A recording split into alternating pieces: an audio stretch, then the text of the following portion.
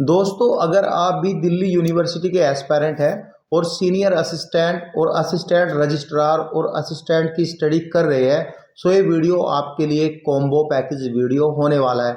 हम इस वीडियो में डिस्कस करेंगे दिल्ली यूनिवर्सिटी की तरफ से जो रिक्रूटमेंट नोटिफिकेशन आउट हुआ था, जिसमें senior assistant assistant and assistant registrar post आई थी, उसकी स्टडी से रिलेटेड हम सारी चीज़ों के बारे में डिस्कस करेंगे।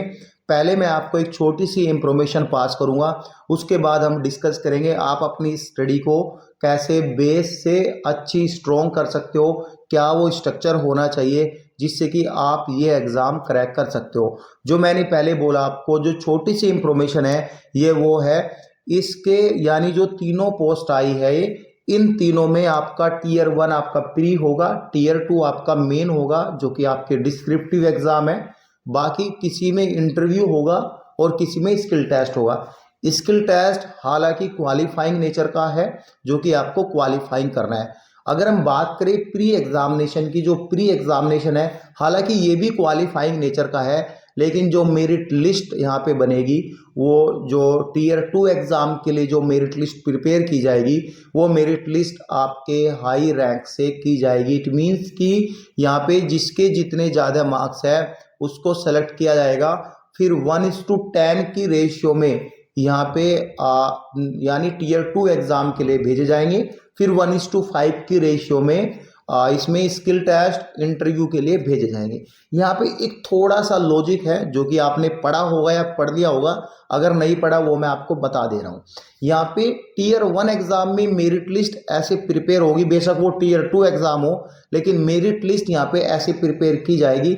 सपोज करो यहाँ पे आप जनरल कैटेगरी से हो और कोई दूसरा कैंडिडेट ओबीसी कैटेगरी से है और तीसरा कैंडिडेट SC ST कैटेगरी से है। यहाँ पे जो जनरल कैटेगरी की मेरिट लिस्ट लगी, सपोज करो वो 60% पे मेरिट लिस्ट लग गई। अब यहाँ पे बात आती है ओबीसी और EWS कैंडिडेट की, उनको जो 60% पे मेरिट लिस्ट लगी है जनरल कैंडिडेट को, उनको ऑटोमेटिकली यहाँ पे 5% कम करके मेरिट लिस्ट लगा दी जाएगी। इट मीन्स कि 55% पे मेरिट लिस्ट लगेगी। फिर हम बात करते हैं थर्ड पार्ट की, जो हमारा ST SC का था, वो था उसमें 10% का relaxation as compared to the general category आपको दिया जाएगा। मीन्स आपकी जो मेरिट लिस्ट बनेगी शॉर्ट लिस्टेड में वो आपको 50% पे बनेगी। ये तो हुई जनरल इंफॉर्मेशन। एक नेगेटिव इंफॉर्मेशन भी आपको दे देता हूँ कि इसमें हाई नेगेटिव मार्किंग है। इट मीन्स कि 1/3 नेगेटिव मार्किंग है, 0.33%। हालांकि जैसे कि एक नंबर जो है वो 3 मार्क्स का है, अगर आप एक क्वेश्चन ही गलत कर दोगे तो एक नंबर आपका काट लिया जाएगा, क्योंकि वो 3 मार्क्स का है। तो एक, अगर आप 3 क्वेश्चन सपोज करो गलत करते हो तो यहाँ पे आपके 3 नंबर काट लिए जाएंगे। अगर एक भी क्वेश्चन सही होता है 3 नंबर का तो वे आपके जो 3 क्वेश्चन गलत करोगे वो आपके काट लिए जाएंगे। ऐसी यहाँ पे नेगेटिव मार्किंग रखी गई है। अब बात करते हैं अपनी स्टडी को कैसे यहाँ पे स्टैंड कर सकते हो। बहुत से रूमर्स फैले हुए हैं यहाँ पे कि मॉक टेस्ट लगाओ, प्रैक्टिस टेस्ट लगाओ। कुछ नहीं होता भाई। मॉक टेस्ट चलो ठीक भी है, प्रैक्टिस टेस्ट कहाँ से आई है बीच में? मैं मानता हूँ दोनों एक ही चीज़ है, आप एक ही चीज़ मानो इन दोनों को, कि प्रैक्टिस टेस्ट में भी MCQs मिलेंगे आपको, वो भी आपको ऑनलाइन लगाने हैं। अगर हम बात करें मॉक टेस्ट की, मॉक टेस्ट भी आपको ऑनलाइन मिलेंगे MCQs में, वही आपको लगाने हैं। दोनों एक चीज़ है, दोनों को आप जो है अलग अलग मत रखो। तो आपको मॉक टेस्ट तो आपको लगाने ही लगाने हैं। अब बात करते हैं मॉक टेस्ट मिलेंगे कहाँ पे। देखो, मैं जो आपको नोट्स प्रोवाइड करूँगा उसमें तो कुछ आप पार्ट, यानी मॉक टेस्ट आपको 10 to 12 मॉक टेस्ट ऑलमोस्ट मिल जाएंगे। हम प्रॉपर, मेरी टीम प्रॉपर रिसर्च कर रही है प्रीवियस ईयर क्वेश्चन पेपर को लेके। और गाइज एक चीज़ और आपको बता देता हूँ कि दिल्ली यूनिवर्सिटी आपको बहुत ज़्यादा टाइम देगी पढ़ने के लिए, और पेपर 2 के लिए भी आपको, जो मैं बात कर रहा हूँ टीयर 2 एग्ज़ाम की, उसको भी आपको क्लियर करने में बहुत टाइम देगी पढ़ने के लिए। तो यहाँ पे हेजिटेज मत होना, डिस्ट्रैक्ट मत होना अपनी स्टडी से। पहले आपको जो फोकस करना है वो टीयर 1 एग्जामिनेशन का फोकस करना है। टीयर 2 को माइंड से निकाल दो कि हमारा टीयर 2 एग्ज़ाम होगा भी या नहीं होगा, वो मत सोचो, क्योंकि मेन फोकस आपका टीयर 1 पे होना चाहिए। और जॉब के बारे में आपको बता देता हूँ भाई, जॉब जो है नंबर 1 जॉब है, यूनिवर्सिटी की जॉब है, इजी नहीं है पाना, आपको मेहनत करनी पड़ेगी अगर आपको ये एग्ज़ाम क्रैक करना है। ये तो हुई मोटी मोटी बातें, थोड़ा सा मोटिवेशन। अब हम बात करेंगे स्टडी के ऊपर। एग्जामिनेशन के ऊपर मैंने आपको बता दिया कि बहुत टाइम मिलेगा, 3 से 4 महीने, 4 से 5, 5 से 6 महीने भी लग सकते हैं इसका एग्जाम होने में, ओनली प्री एग्जाम होने में। पूरा रिक्रूटमेंट, पूरे एग्जाम होने में लगभग साल 1.5 साल इसका लग सकता है। पिछला रिकॉर्ड आप उठा के देख लो, ठीक है। अब बात करेंगे एग्जामिनेशन की। देखो हम बात करते हैं सीनियर असिस्टेंट, असिस्टेंट, दोनों का सिलेबस ऑलमोस्ट यहाँ पे सेम ही है, थोड़ा सा इधर उधर चेंजेज है, लेकिन हायर एजुकेशन से रिलेटेड जो पार्ट है वो तीनों में है। तो तीनों में आएगा, चाहे वो आपका इंस्टीट्यूशन का हो, चाहे वो आपका एडमिनिस्ट्रेशन का हो, ठीक है, तीनों में आएगा। बाकी जो जीके है, रीजनिंग है, मैथ है, वो आपको तीनों में आएगा, लेकिन नंबर ऑफ क्वेश्चन यहाँ पे थोड़े से इधर उधर की है। क्योंकि अगर हम बात करें असिस्टेंट रजिस्ट्रार की, इसके प्री एग्जाम में जो है, इसका प्री एग्जाम होगा 100 क्वेश्चन का। बात करें जो आपके सीनियर असिस्टेंट, इनका प्री एग्जाम होगा 150 क्वेश्चन का, 150 क्वेश्चन का, ठीक है। ये सब चीजें है। अब हम देखो यहाँ पे मैं पहले बात करूंगा सीनियर असिस्टेंट और असिस्टेंट के बारे में, क्योंकि ये दोनों कॉमन है, तो कॉमन ही आपको प्रिपरेशन करना है। इवन आप सभी ने दोनों फॉर्म एक साथ फिल किए होंगे, इतना तो मुझे पता है, ठीक है।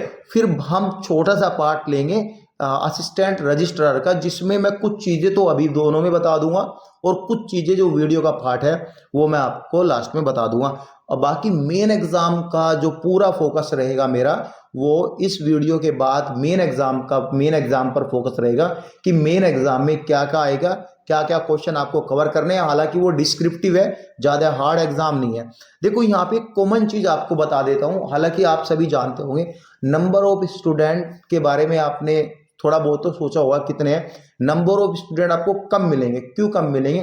क्योंकि यहाँ पे एक पॉइंट दिया हुआ है, अगर हम सीनियर असिस्टेंट की बात करें तो आपको 3 साल का एक्सपीरियंस प्लस के लेवल 4 पर पहले से ही जॉब होनी चाहिए, और जो कि ऑलमोस्ट स्टूडेंट के पास कम मिलती है। और फिर दूसरी बात है यहाँ पे एज क्राइटेरिया की, एज क्राइटेरिया भी यहाँ पे लिमिटेड रखा है। इवन स्टूडेंट के पास होती भी है, कोई बीच में अपनी स्टडी छोड़ देता है, कोई यहाँ पे कंटिन्यूसली पढ़ता रहता है। अगर पढ़ रहा है तो पढ़ने की रेशियो अगर हम माने 100% में थे, तो 30 to 40% रेशियो में student after job, after selection वो पढ़ रहा है, बाकी लाइफ में एंजॉय कर रहा है। लेवल 4 जॉब एक तो इजी नहीं है पाना, और अच्छी खासी सैलरी मिल जाती है। हम कंपेयर कर सकते हैं सीजीएल को लेवल 4 जॉब के लिए, ठीक है। ये सब चीजें हैं, तो सीजीएल की जॉब अच्छी होती है, ऑलमोस्ट स्टूडेंट यहाँ पे इंजॉय कर रहा है जॉब पाने के बाद। और कुछ स्टूडेंट के पास है लेकिन एज नहीं है, हालांकि सिलेक्शन मिलता है। अब कितना ही सिलेक्शन मिलेगा, फिर इतना आगे चला गया तो अब पढ़ना इम्पॉसिबल है, क्योंकि ये एक फ्लो होना चाहिए अगर आप स्टडी करना चाह रहे हो, ठीक है।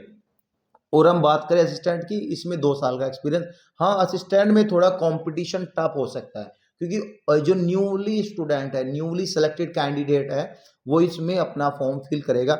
लेकिन सीनियर असिस्टेंट में कंपटीशन की बात करें वो बिल्कुल लेस है। आप अगर बिलो टू लाइन, यानी कि लाइन टू लाइन अगर मार्क्स भी लेके आओगे, जो एक नॉर्मल स्ट्रक्चर है पास होने का, उसमें भी आपका सिलेक्शन हो जाएगा। और 1:10 की रेशियो में ये सब चीजें यानी स्टूडेंट मिलना बहुत इम्पॉसिबल है, ठीक है। चलो देखो, जीके का हम बात करें, जीके एक ऐसा पार्ट है जो कि आपके रट्टाफिकेशन से ही आपके याद होगा। जीके का ऐसा कोई टेक्निकल फंडामेंटल या फिर कोई माइंड की ट्रिक नहीं है बिल्कुल भी, कि आप इसको ऐसे चुटकियों में याद करें। भाई जितना रट्टा मारोगे, और जीके में ये नहीं कि आपका जो है नॉर्मली जीके है कि खाली जीके है, हिस्ट्री पढ़ ली, नहीं, ऐसा कुछ नहीं है। जीके में आपके करंट अफेयर भी आएगी, नेशनल इंटरनेशनल न्यूज भी आएगी, इकोनॉमी, ज्योग्राफी, सब कुछ भरा रहेगा इस जीके में। और ओनली ये 35 क्वेश्चन आएंगे दोनों में, सीनियर असिस्टेंट, असिस्टेंट में 35 क्वेश्चन आएंगे। तो जीके का पार्ट अगर हम माने, जीके को अगर आप पढ़ने का टाइम दे रहे हो तो दो, जितना हो सके उतना दो, लेकिन एक लिमिटेड टाइम आप यहाँ पे दो, क्योंकि आपकी जॉब भी है, ठीक है। 8-9 घंटे की जॉब, कोई डे नाइट, कोई कैसी शिफ्ट वाइज जॉब कर रहा है, जॉब भी है। जीके का जो है ना, मैं आपको बता रहा हूँ, जीके का आप सिर्फ अपनी जॉब पर ही थोड़ा पढ़ो, न्यूज सुनते रहो, या फिर जीके की कोई लाइव क्लासेस ऑनलाइन आप वहाँ पे लेते रहो। लाइव क्लासेस का फायदा ये, आप चलते फिरते कभी कभी याद आ गया भाई ये चीज है, तो ये आपका याद हो जाएगा। हाँ, अगर हम बात करें दोनों में रीजनिंग और मैथमेटिक्स की। रीजनिंग और मैथमेटिक्स की बात करें 70 क्वेश्चन है। देखो, एक स्टूडेंट का सबसे बड़ा मेन पॉइंट होता है जो उसका बूस्टिंग स्कोर सब्जेक्ट होता है, बूस्टिंग सब्जेक्ट आप बोल सकते हो, वो होता है मैथ और रीजनिंग। अगर वो मैथ रीजनिंग को फेल कर गया तो चाहे वो जीके में 35 क्वेश्चन पूरे करिए हो, चाहे कुछ भी करिए हो, तो नहीं पास होता हो, नहीं पास हो सकता हो। ठीक है, तो मैथ रीजनिंग जो 70 क्वेश्चन है ये फंडामेंटली है, टेक्निकल फंडामेंटली होंगे, आपके फार्मूले से होंगे, आपके माइंड का गेम है, तर्क वाइज निकलेंगे, एनालिसिस से निकलेंगे यहाँ पे। ऐसा नहीं कि चुटकी मारी दिमाग लगाया तो याद हो गया, याद करने वाला कोई नहीं। अगर आपके फार्मूले याद है, माइंड ट्रिक सही है, माइंड की प्रिपोजिशन आपकी ठीक है, तो आप निकाल सकते हो, बाकी आपसे ये नहीं हो पाएगा। अगर आप पहले से एसएससी सीजीएल की तैयारी कर रहे हो, इवन आप कोई एसएससी सीजीएल से लेवल 4 की जॉब से सेलेक्ट हुए, तो कहीं ना कहीं मैथ आपका स्ट्रॉन्ग भी होगा, तो ये मैं मान के चलता हूँ मैथ और रीजनिंग आपकी स्ट्रॉन्ग होगी अगर आप पहले से ही सिलेक्टेड कैंडिडेट है। सिलेक्टेड तो होंगे होंगे, ठीक है। मैथ रीजनिंग में अगर आपने 55 क्वेश्चन भी आपने सही कर दिए तो भाई सिलेक्शन होने से कोई नहीं रोक सकता अपने आप में।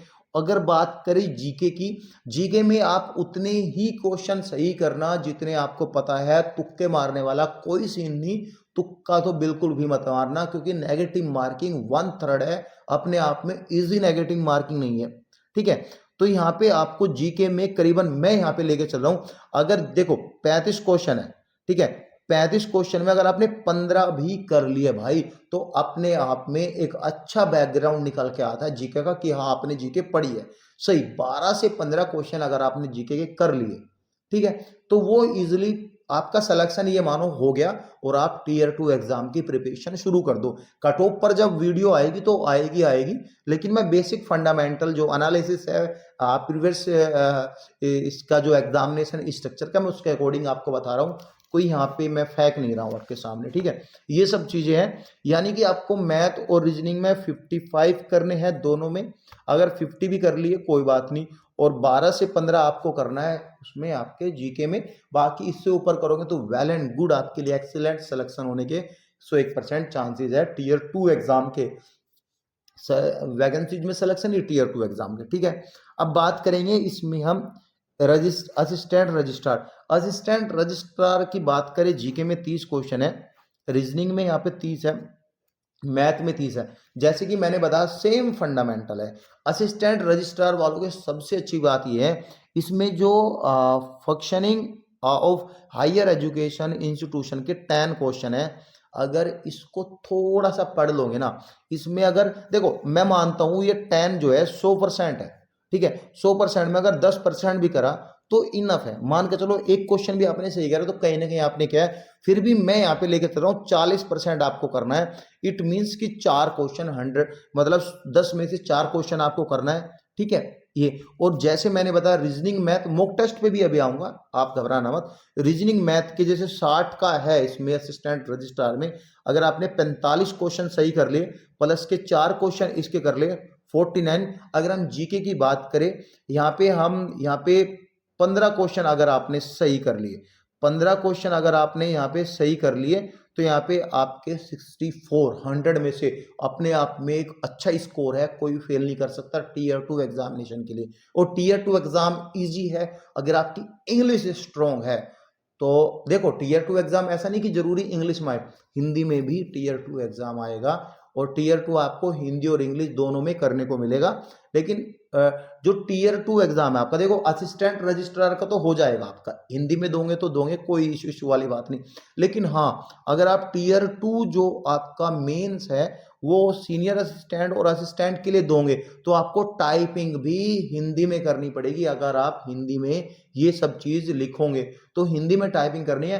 तो टीयर, बहुत सारे स्टूडेंट हिंदी मीडियम से होते हैं लेकिन वो इंग्लिश में टाइपिंग अच्छी कर लेते हैं, तो अपने माइंड से आप सही करना, जब आपका एग्जाम होगा तो टीयर 2 एग्जाम को अच्छे से देखना कि मैं इंग्लिश में लिख रहा हूँ या हिंदी में लिख रहा हूँ, थोड़ा अच्छे से घर से प्रिपरेशन करके जाना कि मुझे किस लैंग्वेज में लिखना है, क्योंकि लैंग्वेज में जिसमें लिखोगे आप उसमें ही आपकी टाइपिंग होगी, ये चीज है। तो मैं टाइपिंग वगैरह आपकी और मेन आपका जो मेंस एग्जाम उसके बारे में नहीं बताऊंगा, क्योंकि मेंस में आपको लिखना है, उसमें याद नहीं करने, 20, 30, 40 क्वेश्चन मैं आपको दूंगा, मोटा मोटा फुल सिलेबस आपको मैं दूंगा। सिलेबस की फी है 200 रुपीज, मतलब कि 100 for MCQs, 100 for descriptive exam. ठीक है, अब बात करेंगे mock test and practice test की। देखो, मैं मानता हूं जो सीजीएल का एग्जाम है, सीजीएल का एग्जाम है, उसके मैथ और रीजनिंग आप अच्छे से मॉक टेस्ट लगाओ पकड़ के, और मेरे हिसाब से जीके भी अच्छे से लगाओ सीजीएल के एग्जाम की। भाई देखो, आपका यहाँ पे बहुत सारी एप्लीकेशंस है, आप वहां पे भी मॉक टेस्ट ऑनलाइन लगा सकते हो। सीजीएल के एग्जाम की लगाओ, जीके और रीजनिंग मैथ अच्छे से लगा लो तीनों में। हाँ, इसका ये असिस्टेंट का थोड़ा लो कर लो, 12th और प्लस के आपकी सीजीएल की मॉक टेस्ट लगाओ, आपका हो जाएगा। एजुकेशनल का, एजुकेशनल ये अलग से आपका सिलेबस है। अगर हम बात करें असिस्टेंट रजिस्ट्रार की, इसमें functioning of higher education institution 10 question है। मैंने कुछ क्वेश्चन दिए हुए अपने नोट्स में डाले हुए हैं, वो भी आप पढ़ दोगे तो उसमें तो 4, 5, 6, 7 क्वेश्चन तो इजीली आपके मिल जाएंगे। हाँ, अगर हम बात करें इसमें आपका सीनियर असिस्टेंट में, इसमें जो आपका चैप्टर है एडमिनिस्ट्रेशन ऑफ हायर एजुकेशन, इसके 45 क्वेश्चन आने हैं, तो ये भी आपको पढ़ना है। और ये आपको, आप जो है बीएड की वगैरह बुक्स वगैरह होती है, आप उससे भी आपका जो सेमेस्टर 5 होता है आप उससे भी ले सकते हो, बीएड की बुक से भी ये ले सकते हो। बाकी बीबी एमबी में भी थोड़ा सा पार्ट रहता है, वो भी आप ले सकते हो। और असिस्टेंट में है functioning of higher education institution, इसके भी 45 है। तो इसका सिलेबस आप मेरे ऊपर छोड़ दो, अगर आप मुझसे नोट्स ले रहे हो तो ये मेरे ऊपर छोड़ दो, मैं आपको प्रॉपर गाइड करूंगा। हो सके आपको स्टार्टिंग से एंडिंग तक आपको गाइड करूंगा, इवन आपको मैटर भी दूंगा टाइपिंग के लिए, लास्ट तक आपको प्रॉपर गाइड करता रहूंगा अगर आप नोट्स ले रहे हो तो। ठीक है, ये सब चीजें हैं, और ये आपको इजीली नहीं मिलेगा। जो आपका एजुकेशन रिलेटेड आपका सब्जेक्ट है, ये आपको इजी नहीं मिलेगा, क्योंकि ये बहुत कम ही यूनिवर्सिटी के एग्जाम में आता है। इवन इतने क्वेश्चन नहीं आते जितने दिल्ली यूनिवर्सिटी ने डाले इसमें। ठीक है, ये अगर आप चाहते हो तो ये चीजें हैं, और फिर भी आपका कोई डाउट बनता है तो आप कमेंट कर सकते हो। Thank you so much guys.